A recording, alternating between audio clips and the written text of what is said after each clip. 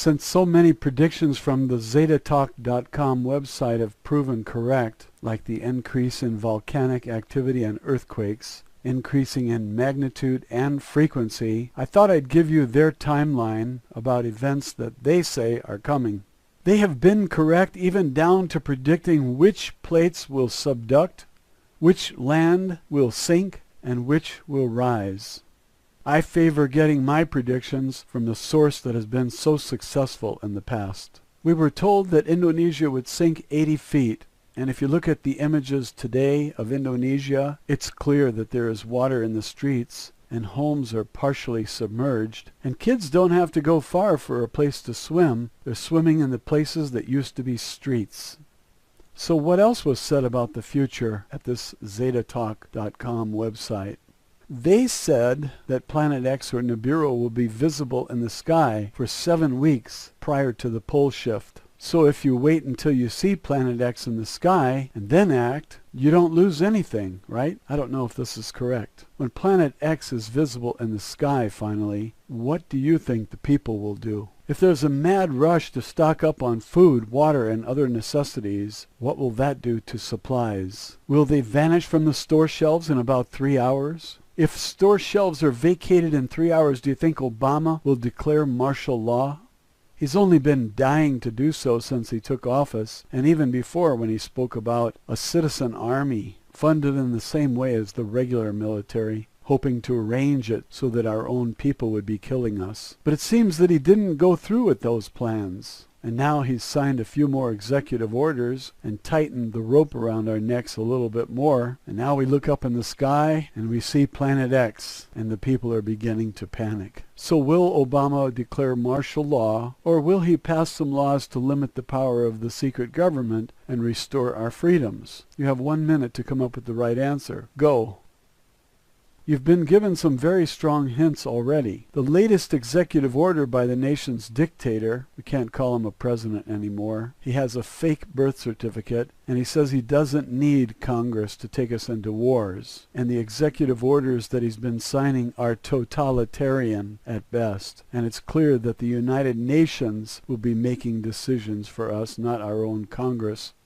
The latest executive order signed by the dictator Obama states that the government will take over all facilities in the event of a national emergency. And they're using Iran as that emergency. But I'm wondering if there's a real emergency instead of Iran, and Iran is just the cover story. The government always has a cover story for you to believe, and the truth is never told to you directly, but sometimes it's leaked, and this really makes them angry. Because the truth is never supposed to get out about anything. And if you're going to get the truth, it will come from the internet, not government. And so the government is desperately trying to control the media that brings you the truth, the internet. And that truth comes through sites like ZetaTalk.com. Indonesia has sunk 80 feet, just as the Zetas said it would. And if Nibiru, or Planet X, appears in the sky, there is sure to be panic. People are going to try to stay alive so they can starve to death without food in the grocery stores or gasoline to put in their cars. Nobody has any savings, and money will be worthless when there's so much of it around and there's no supply of food to buy. Very quickly you see the prices on whatever's left on the shelves skyrocket out of reach, and people will at first pull out all their gold and silver, but what good will it be if it takes all of it just to buy enough water for one more day? What do you do when all your gold and silver is gone, and so is your one-day supply of water? If you wait until you see Planet X in the sky, you have probably waited too long, and the fascist Nazi inside job false flag terrorist government said, if you stockpile food, you could be a terrorist, not them. They're stocking the underground facility at the Denver airport while discouraging you from stockpiling food. Why would the government discourage you from stockpiling food? Is there a catastrophe or something coming? Is there something we should know? Why the stockpile of 500,000 caskets which house 3 dead people each? Why did they build all the detention camps with the barbed wire? Why the barbed wire? Are they going to try to keep people inside those FEMA camps? Why? Why did they send Andrew Basiago to the year 2013 to check on the Supreme Court building? When he confirmed that it was indeed underwater with algae growing on the sides, what does that mean? Today is April 2nd, 2012, and 2013 is only 9 months away. I've read that the pole shift will take place about 1 year from today, and this matches what Andrew Basiago reported about the Supreme Court building. Yes, AB went to D.C. Ha! When I heard Andrew Basiago say this, the first thing I did was check the elevation of Washington, D.C. on Google Earth, and I found that the Supreme Court building has an elevation as follows. The corner of 1st Street Northeast and Maryland has an elevation of 85 feet above sea level, and East Capitol Street Southeast and 1st Street Northeast is 88 feet. The back part of the lot is higher, about 90 feet or so. None of the property is higher than 100 feet above sea level. So if we have a pole shift, what would put the Supreme Court building under 100 feet of water? Suppose the new equator runs through Alaska and Antarctica, as depicted in this image posted on the Zeta Talk website. The snow and ice at the South Pole is 2 miles thick. None of that snow and ice has been there very long. None of it is more than 4,000 years old. So the South Pole is new, not ancient, in geological times. Frozen elephants in Siberia were found with tropical grasses in their stomachs. How did they get there? Siberia was once warm. How old were the elephant corpses? 4,000 years. If Siberia and Antarctica were warm just 4,000 years ago, then there must have been a pole shift recently in geological times. So this pole shift thing is not new, is it? It's a natural event like a tornado or a hurricane. Do tornadoes and hurricanes kill people? Sure they do. So does flooding. And can we avoid them? Now you know why government isn't trying to escape a pole shift. If you knew that a tornado was coming in Kansas tomorrow, you'd warn people because Kansas has a limited population and they won't decimate the food and water supplies, no matter how many people from Kansas panic.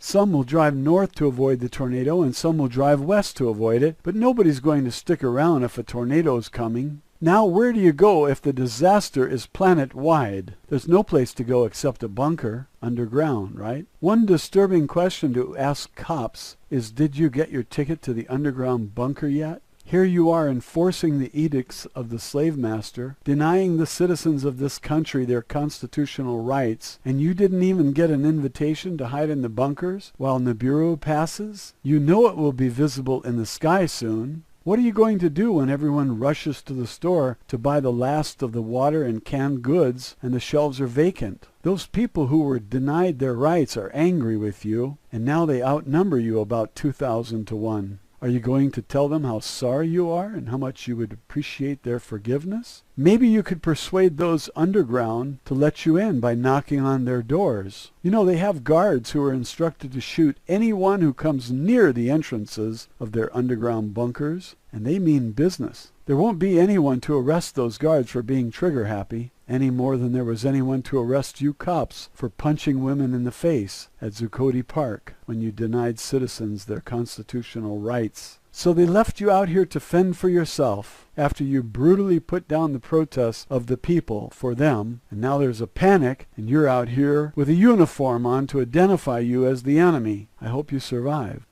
I hope they don't set your squad car on fire with hurled bottles of gasoline and rags lit. Police should always respect that the people will eventually retaliate for the deeds of errant officers who disregarded the rights of the people and ignored the Constitution. The LA riots showed that cops hide when there is danger because they don't want to get killed. Cops are okay when there are 20 of them and just one lady in an evening gown like Naomi Wolf, who was handcuffed and taken to a dirty jail cell with feces on the walls. What crime did she commit? She protested the thefts of the Federal Reserve and Wall Street of trillions of dollars, and she went to jail. A lot of us looking at this were very unhappy about it. We saw Dorley Rainey, an 84-year-old activist abused by the police in Seattle. We saw Scott Olson shot in the head by Oakland police, and he almost died. Now the cops are not invited to the underground bunkers of the elite.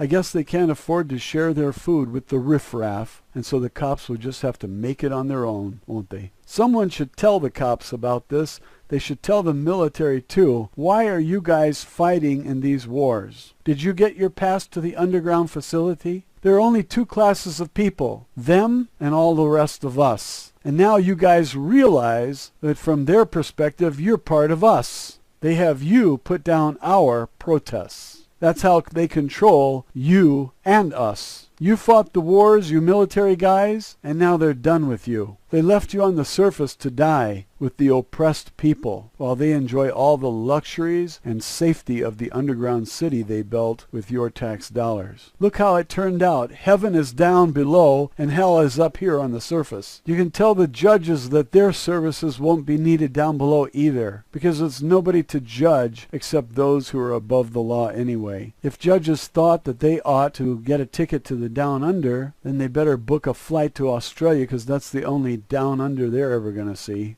When the judges are too busy to go to the stores to get the last of the survival goods and the necessities and supplies, they will have to do without, because all their help will have abandoned them, and the help will be trying to save their own families. Nibiru is our blessing because it tells those in law enforcement, the military, and the judicial branch who they're working for and how they will be treated when Planet X comes whizzing by and wrecks the Earth. No space in this case. Sorry. Maybe there's another place where the human race is safe. Do you have any friends or relatives who care? Ask them if you dare.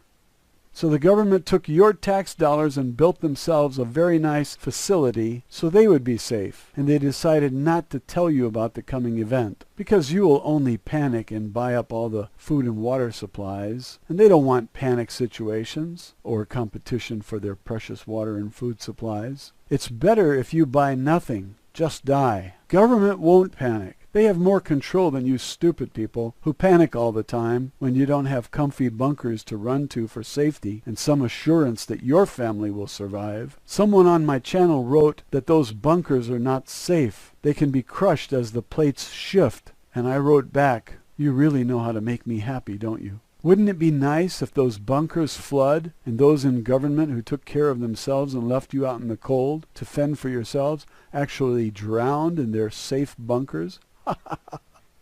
A close study of the legislation and the executive orders signed lately speak of a coming disaster. So let's proceed with the chart. For 50 days prior to the pole shift, you will look up into the sky and see Planet X. If you don't see Planet X, don't stock up on food and water, because you don't need it yet. And all this could be a waste of money. Don't keep your car tank full of gasoline, and don't stock up your shelves with emergency food supplies, because if there is a pole shift, it will destroy everything and will be sent back to the dark ages in one day, with no hope of returning to ATMs, gasoline stations, and supermarkets anytime soon. You'll be fishing in a local pond to eat, and you'll be hunting for wild strawberries to eat. Are there any wild strawberries to eat where you live? I'm in the desert. We have cactus. A lot of things are edible in the wild, and if you want to survive, you should know which ones they are and which ones are poisonous. If there is a pole shift, you might be without electricity for 6 months, and that means no cell phones, no internet, no radio, no TV, no gasoline, no air conditioning, and no fans to blow hot air if it's cold, and cold air if it's hot. Dark ages. If you don't know how to survive, you die. NASA is warning its employees. Have you seen the video? When you look up into the sky and you see a planet that isn't supposed to be there, and it's the size of a full moon, you will know that NASA lied to you. And you will know that you didn't read enough about survival. Those spots at the local pond will be taken by those who got there first. You might have to bring your shotgun and take someone else's place so you can survive. And as soon as you do, somebody with a bigger gun will blow you away and take your place, because they want to survive one more day of sweet life, starving to death and without water. Nobody wants to die, and that's why your government built all those bunkers and bought up all the rice, pasta, and canned goods already. Well, life in a bunker isn't all that it's cracked up to be. The cities down there are about 3 cubic miles in size. You might read about them under DUMBS, Deep Underground Military Base. If you're on the surface, you might be better off dead. Because when 300-mile-an-hour winds come, they're going to blow away everything. Just stand up and take the flying debris and check out early. It's better than starving to death or dying of disease or deprivation of the modern conveniences. Do you think ambulances will be running when the winds are 300 miles an hour? Do you think the hospitals will be standing so the ambulance can take you to them when somebody's roof crashes into your forehead and you've got lacerations all over your body? To me, the lucky ones are the ones who perish first. If you never appreciated life before today, maybe you should jump in the car and go down to the ATM, get some cash, and head for the grocery store and the gas station. Fill up your gas tank, buy some canned goods, and dig a hole in the backyard to store them. Put a can opener in there too. Enjoy these conveniences one last time. A lot of people go to the store and they buy canned goods. They put them on the shelves in their cupboards, not understanding that 300-mile-an-hour winds will blow their house away. So when you stock up, make sure you put it in the cupboards. Those goods will come in handy when your house blows away and your canned goods are scattered all over the neighborhood and someone who lost their home stumbles across your food and doesn't have a can opener. Maybe you could tape one can opener to each can, and if the 300-mile-an-hour winds don't break the tape, maybe that starving person can enjoy a can of soup or beans before he or she dies. Life isn't sweet now with a fascist Nazi government, and life will not be sweet in the aftertime either. It will be difficult to survive, and a whole new set of problems will prevail, and you'll be prepared for none of them. Let's take a look at the preview given to Nancy Lieder by the Zetas, because you're certainly not going to get any warning or advice from your fascist government. Disinformation maybe, but no help from those Satan worshippers. Look at the hand signals. Even the Pope is in on it. Look at Sarkozy. They think they're communicating something to one another. What they're really doing is telling the world that they are evil-hearted, selfish, greedy, and they love Satan. These are not service to others type of individuals. If these people perish, are you going to miss them? I promise to cry real hard. Now here's the chart dating back 7 weeks prior to the pole shift. What do you see happening in this trimester? 49 days before the pole shift, the Earth will wobble severely. What does that mean? If you're at sea, it might mean eddies, whirlpools, like a bathtub, draining. On land, it might be that it'll be very windy. And this is just the beginning. 2 magnets in space. One of them has 23 times the mass of the other and is the bully. Clouds are low because our atmosphere is gone, for the most part. And although it will recover from the oceans after Planet X passes, we're going to have little atmosphere for some time. The closest that Planet X will come to the Earth is about 14 million miles. That's close enough to steal our air, but we won't suffocate.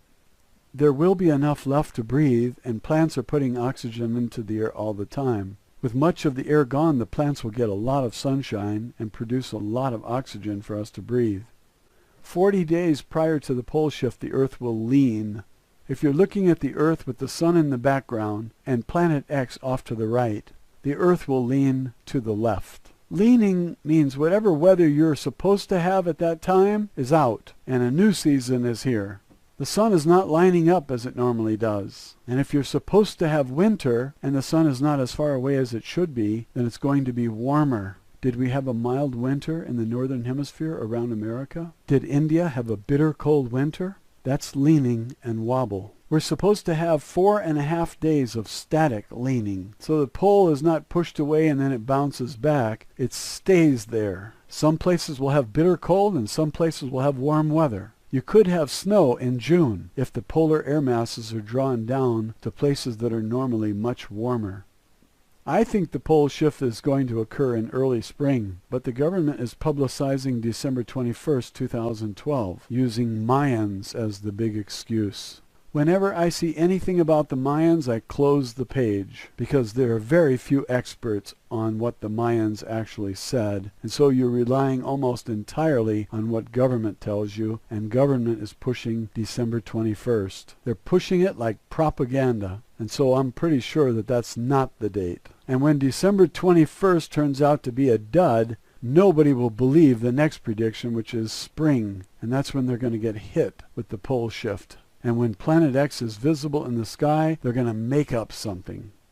They're going to lie to you to keep you out of the stores and keep you from panicking. For 7 weeks, they're going to try to prevent the panic. And when things get really crazy, all government will vanish to their underground bunkers for safety, and they will let things go totally wild up here. 36 days prior to the pole shift, you'll have 2.5 days of progression. What is progression? I don't know. But on your screen right now is Nancy Lieder's website. Just click there and go to that page. Maybe you can figure it out. I can't. I'm looking at this calendar leading up to the pole shift, trying to figure out where I can hide. I didn't get an invitation. Did you? 40 days prior to the pole shift, we have a severe lean to the left. That's away from the object in the sky. It's a static lean. 33 days prior to the pole shift, we have some dark days, 3 of them. Here's a map showing you where it will be dark. And of course, if one side of the earth is dark, the other side is light for 3 days. America will be light. We will enjoy the morning for 3 days straight. No sunset, no noon sky, just morning. That's 33 days prior to the pole shift. The poor Chinese will be in darkness for 3 days. Imagine that. Imagine trying to control 1.5 billion people in the dark during the panic. By this time, all the cowards in government are in their cozy bunkers, and they didn't even say goodbye. It's as if they don't care about a long-term friendship with us. The politicians and the executives of large corporations are drinking champagne and celebrating their survival. Their food storage bunkers are full, and they have enough supplies to last a few years. On the surface, the store shelves are empty and the windows are broken. Everything has been ransacked and the gangs own the streets.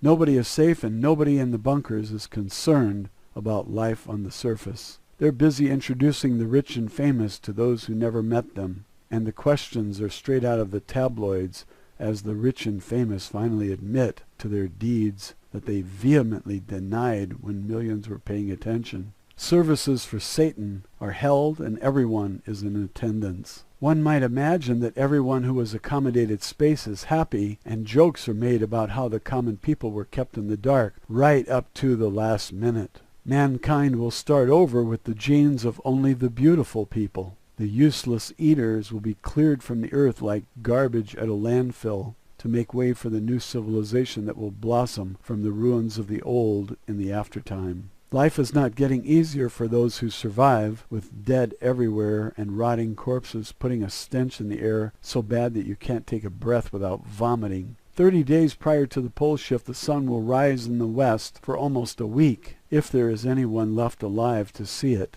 Nobody will be taking photos or writing anything down to record the event. What for?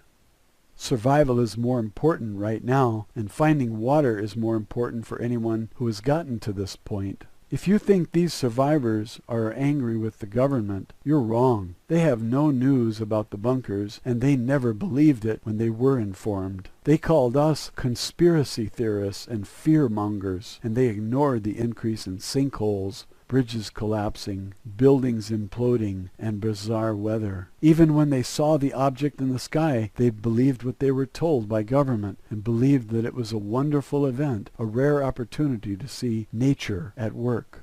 Then the store shelves were emptied, the panic set in for everyone, for some realized that it's already too late and no new supplies are coming. 24 days prior to the pole shift, the Earth slows rotation, but who notices? Finding water and food are the desperate endeavors of anyone who remains alive at this point, and the 18 days of slowed rotation is not an important event for anyone above ground or safely protected in the underground bunkers. We are now 1 week before the pole shift, and the Earth rotation has now stopped.